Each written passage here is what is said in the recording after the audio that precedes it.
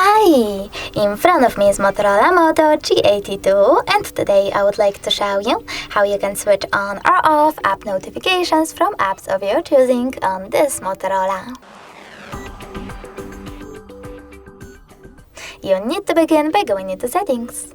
Now scroll down and choose Notifications. After that, you need to click on App Settings over here and select an app from which you want to disable notifications from, like Chrome.